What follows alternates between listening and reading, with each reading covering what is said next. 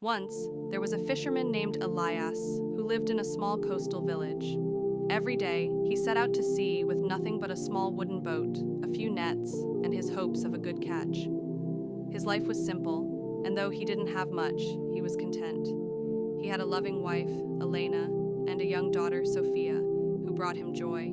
He worked hard to provide for them, and they were his world.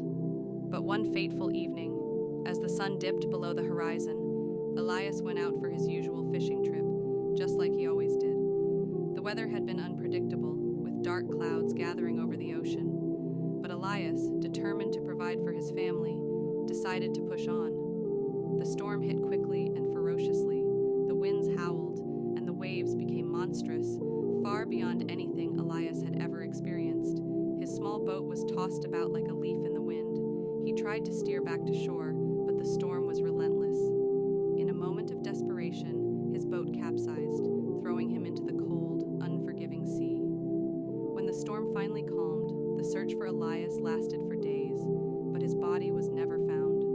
His wife, Elena, waited on the shore, her heart heavy with fear and hope, but he never returned. The village mourned, and so did Sophia, who had lost her father, the man who once filled their lives with laughter and love. In the years that followed, Elena had to raise Sophia alone. They struggled to make ends meet, but the absence of Elias left a deep sadness in their hearts. Every time Sophia looked out at the ocean, she would think of her father, the fisherman who was swallowed by the sea. Elena never remarried. She believed that Elias's spirit was forever out there, lost in the waves, and the sea had taken him for good. As the years went by, the storm that took Elias was whispered about in the village, but it never fully washed away the sorrow. For the fisherman, the sea was both his livelihood and his grave, and its waves still carried a memory that would